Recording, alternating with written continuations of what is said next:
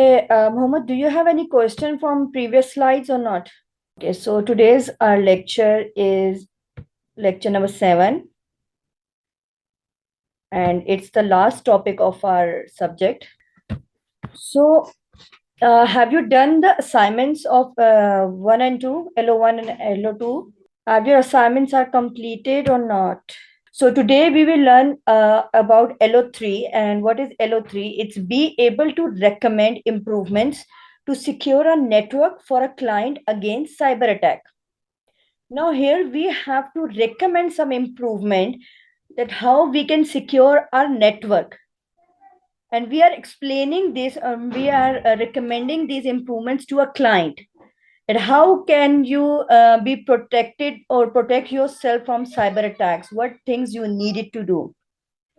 So there are two headings. That first is possible improvements to a client secure network. What are the possible improvements that we can do to secure our client's network? And second one is developing a network security training plan for a client. That we should train our client that how they can secure their networks. So, to secure a network against cyber attacks, there are several best practices that can be followed. Here are some recommendations. First of all, now these are the basics thing that install antivirus software. Now, antivirus software is one of the first lines of defense against malware and other viruses. It can detect and prevent malicious files from being installed on a system, and it should be updated regularly to include the latest definitions.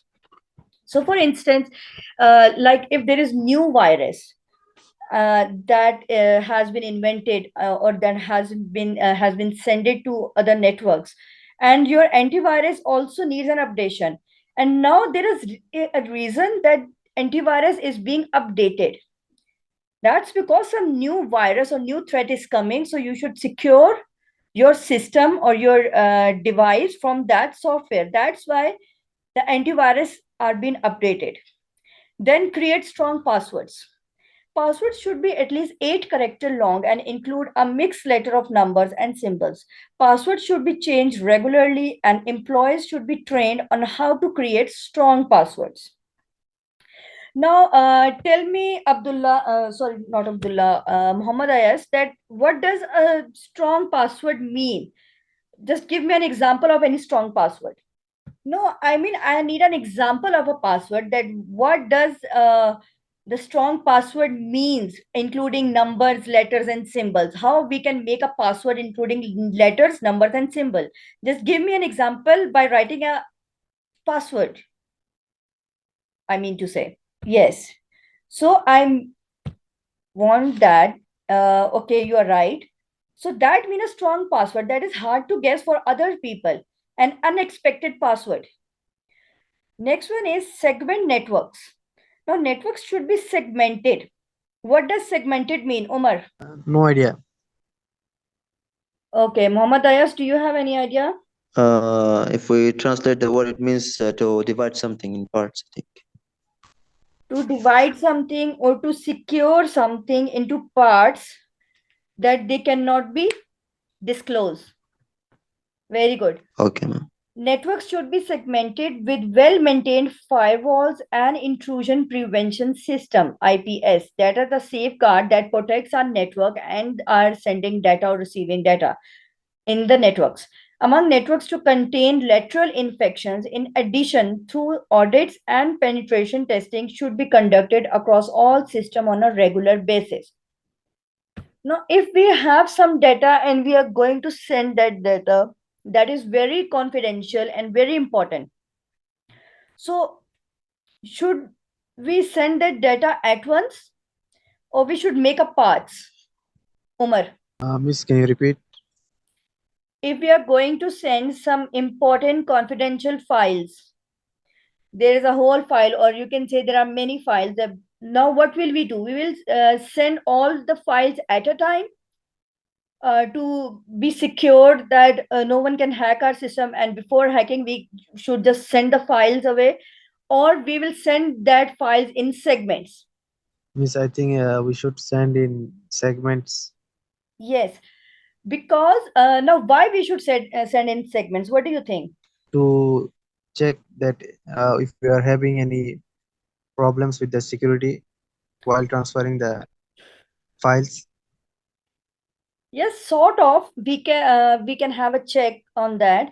But the main reason is if we are sending the files in segments, in small parts, so it means if our one of the files is missed or is been hacked, it doesn't bother that much because our whole data has been segmented. So even if one part is excluded, no one could guess that what can be in other files. Our whole information will not get hacked. Okay. Yes, ma'am. Use encryption. Encryption can help protect sensitive data from being intercepted by hackers. Data should be encrypted both in transit and at rest. Encrypt means to, for example, encrypt means to wrap up your or wrap your files with some coding, to encrypt that file or to change that language that no one other could understand. Okay. Use some encryption or some coding language to your files, or save your files with some coding so no one could crack it. Then there is update software regularly. Whatever software you are using, either it's for PDF or it's a Word or any application or your antiviruses, you should update your softwares regularly. Implement multi-factor authentication. What is multi-factor authentication, Mohammad Ayas? Yes, ma'am. It's an authentication process where there will be like different steps. Like for example, they will ask for password, then there will be security questions, and like I don't know. I know of two steps only. Most I have seen like this in use. Okay. There are multi-factor. For example, when you enter your password, the next step will be they will send a code on your mobile. Then you will enter the code. After that code, they may ask for a fingerprint. So more than two securing passwords means multi-factor authentication. Okay.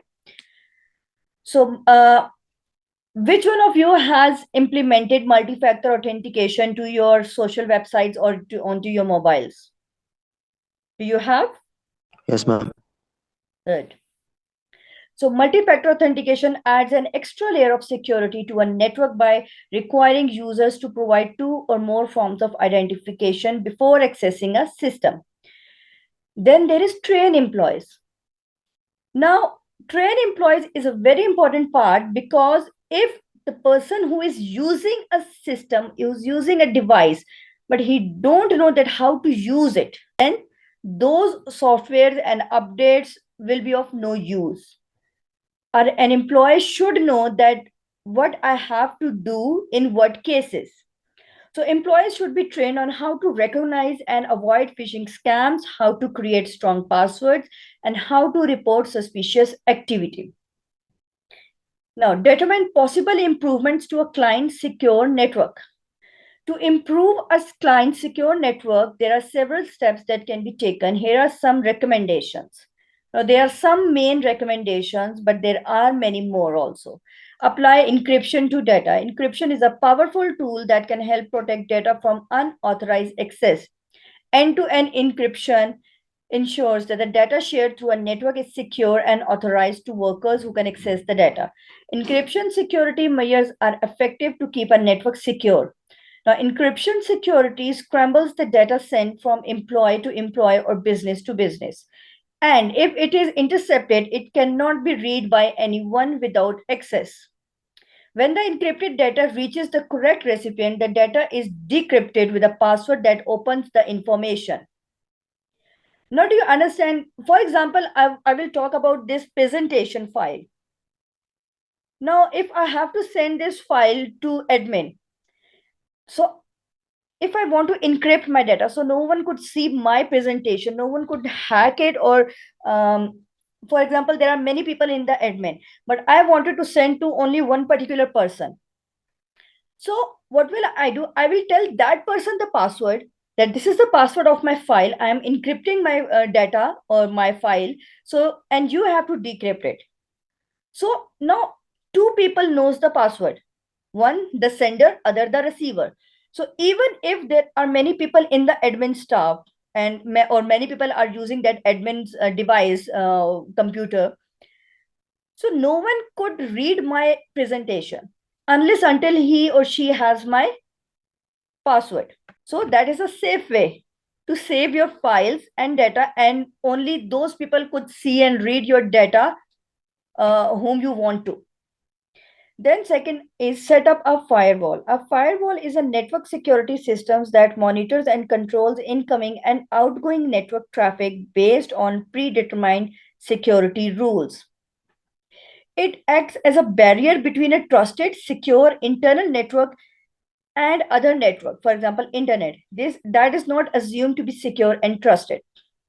Firewall is a boundary wall around your softwares or around your applications that don't allow any virus or any malicious things come into your system, entering into your system. Either it is through email, someone can send you a phishing email, or if there is some adware, there is some virus through ads, or through any link that can appear on your screen like a notification.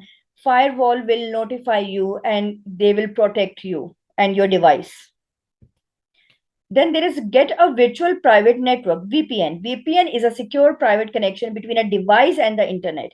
It provides a secure connection between 2 points across the internet, allowing remote workers to access company resources securely.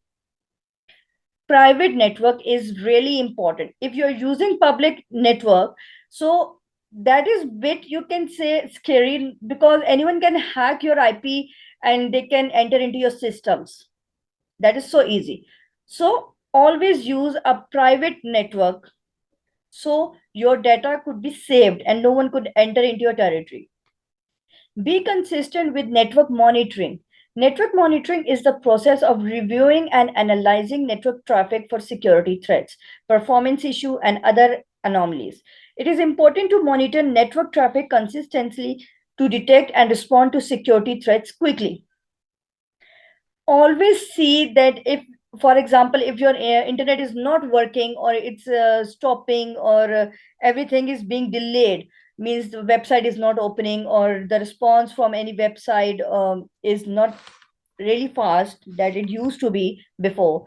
So you should take care of that thing, that why my network is not working that much well. Even, for example, you have a private internet, means you're not getting wi-fi from anyone, you have your internet at home at the device, so only you are the person who's using that device.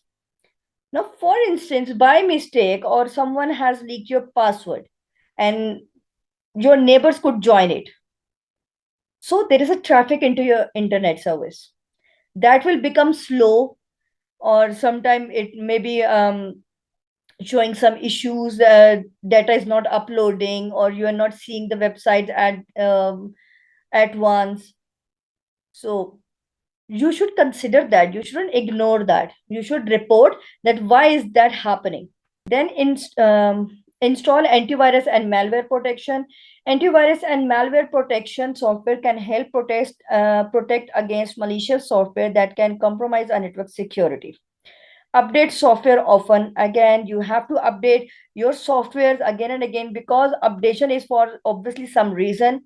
There may be more addition for your benefit, maybe from virus or new, what's that thing called, a new feature of your application or software may be arrived for your betterment.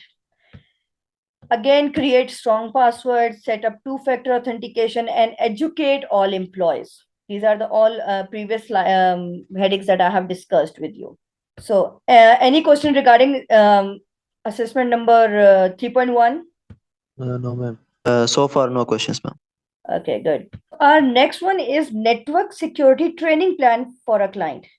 What can be a training plan for a client? What do you think? And that's question from both of you who will answer. What do you think? What could be a training plan that we are educating our client to secure their network? Yes, ma'am. I think we need to create a framework where we teach the client that they should verify every time they get new information or they get a new feature, they get a new update, they need to verify that if it's from the real source or not. Yes, good. And what about you, Umar? Do you have any answer? No, ma'am. Okay, so developing a network security plan is about asking the right questions. The answers to each question will drive the implementation. When formulating a reasonable network security plan, ask these important questions. First of all, we need to know that why we are doing this. What do I need to protect? No, if a person has a new system, he doesn't have images, he doesn't have videos, he's just using his laptop or his device for listening songs and watching movies, and there's nothing much important. Does that person also need to protect their devices? No, ma'am. So, first of all, we have to see that what is the main thing that we need to protect. Then, what government regulations must I follow? Because each software has some rules and regulations that are approved by the government. You cannot go against those rules. Then how will I audit my network security plan? Does I have to pay something, or I just have to download something for free? And what tools can support my network security plan? These are the basic questions. Next, developing a network security training plan for a client involves several crucial steps. Here's a comprehensive approach to create an effective training program. First of all, you should know your audience. For example, now I am a security manager of a network security manager, or the software that I have built, and I have to train my client. So first of all, I will see that uh, about my client, that what is his mental state. If he is a student from nowadays and he's in college or university, for example, a boy, I would say boys know more than girls about this computer. Not 100%, but some.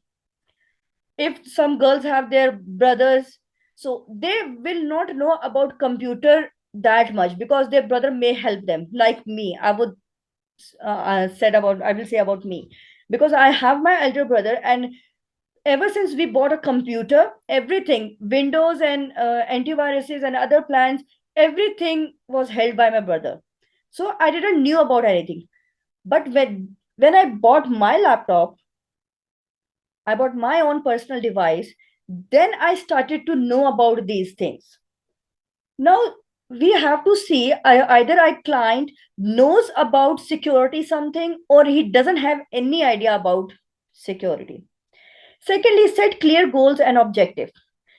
Goals and objective will be what type of data we want to save and how to save, what the client expect, what is their outcome. Use engaging and interactive content. Engaging means use similar softwares, or tell your client about the similar softwares and tell him about that these are the contents, and explain him or her. Provide feedback and support, that how many people has used this and this is their feedbacks. They are more positive feedbacks. Reinforce and update your training. After you have told them each and everything, again tell them briefly and update your training by some more information. Evaluate and improve your training. Then evaluate about, you can ask the client that how much do you know now? What did I told you? Just explain me. And if there is some part they are missing or misunderstood, again train them. Improve your training skill. So first of all, it is that know your audience. Before you start planning your training, you need to understand who your audience is, what their roles and responsibilities are, and what their current level of knowledge and skills are. You can use surveys, interviews, or assessments to gather this information. This will help you tailor your training to their needs, interest, and learning styles. You should also consider the size, diversity, and location of your audience. You choose the appropriate format, delivery method, and tools for your training. Now, here I will ask about location. Why is this line written that you should also consider the size, diversity, and location of your audience? What does that mean? Why they have used the location word? Why the location matters in the training? maybe due to cultural differences. But how can a cultural differences affect the training? I don't know, ma'am. I like that's the only thing that came to mind, like when you said about location. Okay, good for I think, responding. Location means audience from rural areas and urban areas. That is a location difference, right? The first thing. The people living in cities have more knowledge than the village side, because everyone now it's common because everyone has smartphones and softwares. But before that, those were not so much like into social side via devices or IT. They are socialing by physical means, not virtually. So that will be a bit difficult to make them understand. Secondly thing, that location means if some person has is living in a rushy area, and there are too many wi-fi's and devices, and there is too much traffic, or you can say internet services, that can also block, and they will train them according to that, if you are using that wi-fi, you should protect your software or protect your devices in these manner. But if you have private internet, your personal internet, you are making, and no one else can use your internet, you have secured it, then what are your priorities? You get my point? yes, ma'am. Set clear goals and objectives. Now, your training should have clear and measurable goals and objectives that align with your network security policies and standards. Now, you should communicate these goals and objectives to your audience before, during, and after the training. First of all, from the start, you will tell your audience, or you will tell your client, that this is our goal. Our goal is to protect your this file, and our objective is to that by installing those softwares, or by adding some new softwares, these things shouldn't be get affected. Those can be our objectives. So, but before we are telling this, when we are doing these all things, we have to explain them also, that no, I'm doing this software and I'm doing this software, and then this is for this particular thing, these are the features, and etc etc. And after the training, means after you have completed, you will also tell them that these are the major things that you have to consider, or you have to look after. Please look after for the updates and etc etc. It doesn't mean that you are telling them just for once and that's it. No, you should also explain why they are important, how they relate to their work, and what benefits they will get from the training. Your goals and objectives should be smart, specific, measurement, achievable, relevant, and time bound. Your explanation should not be so much explainable that it will take 2 or 3 hours for your client or audience to understand your main point. First, tell them your main point, then you can add some real time example, and then you can show them.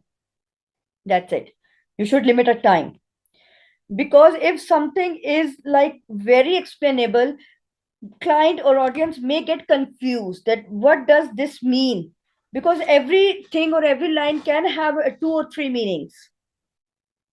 Use engaging and interactive content. Your training content should be engaging and interactive, not boring and passive.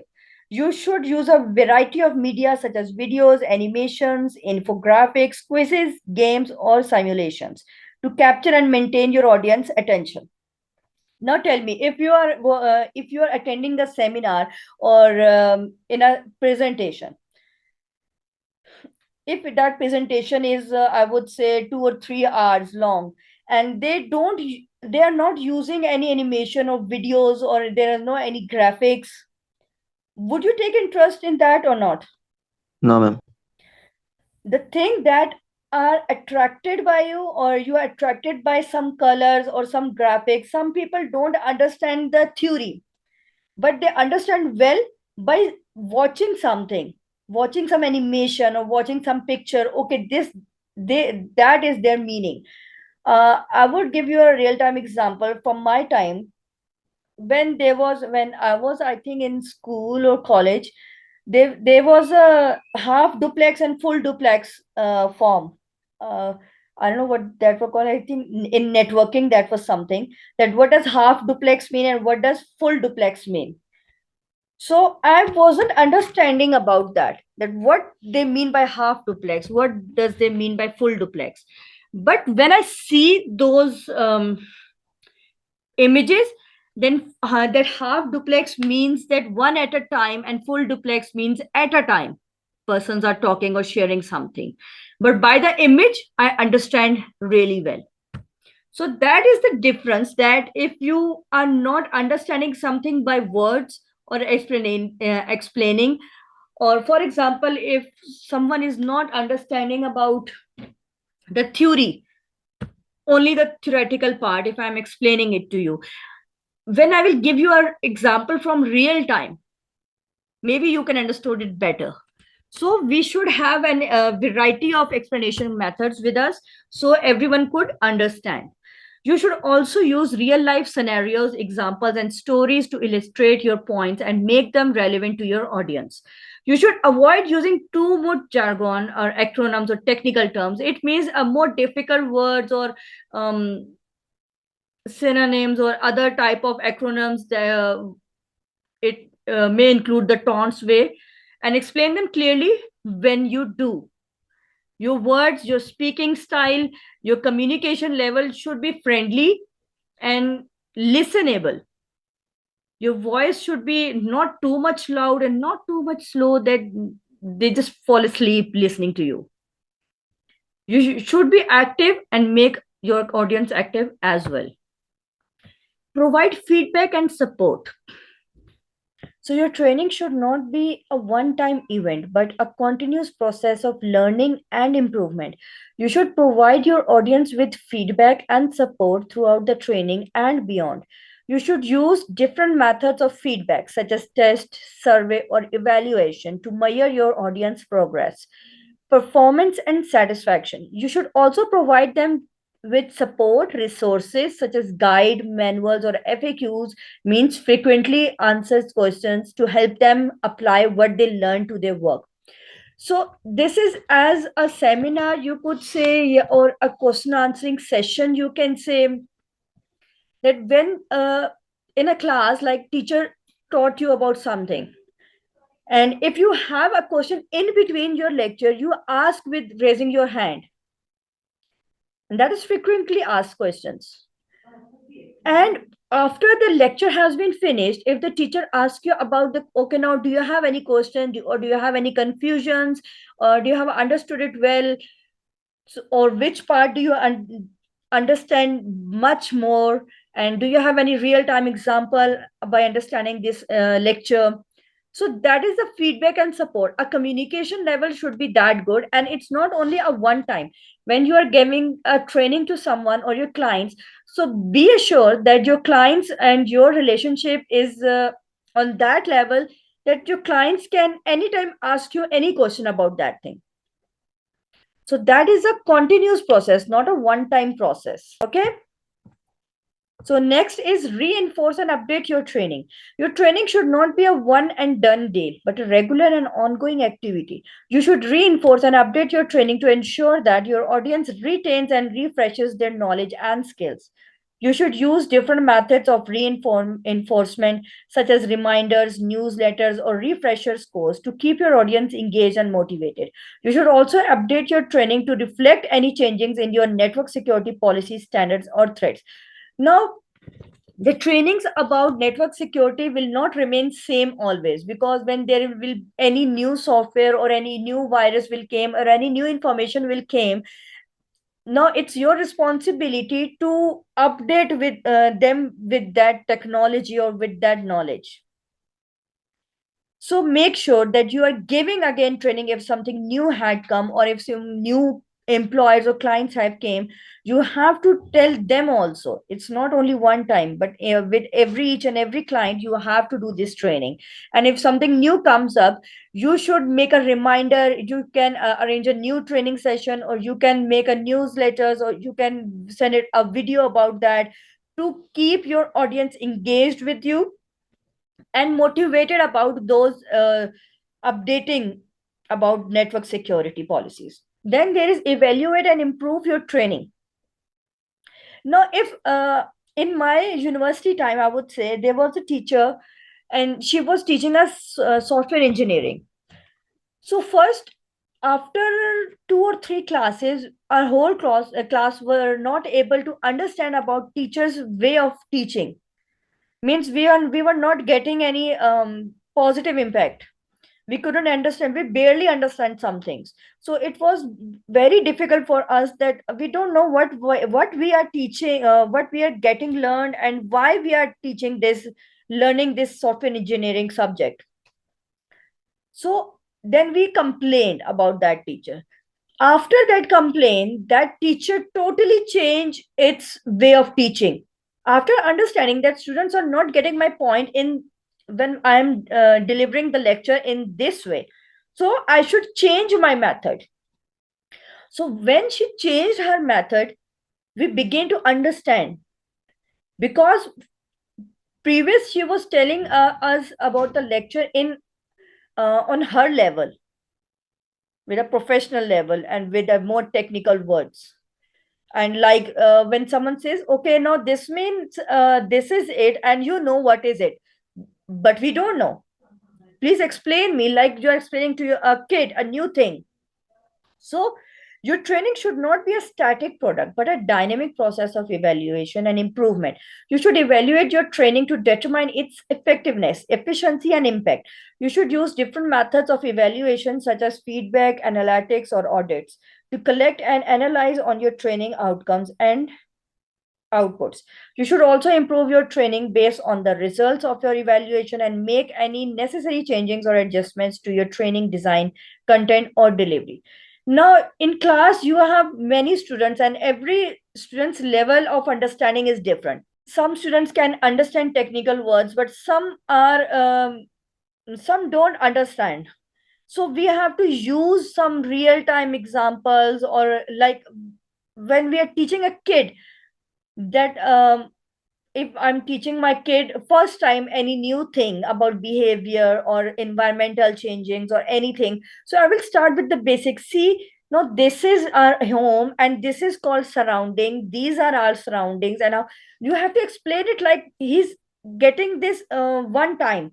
It's his first time to listening these things. Some kids are like that.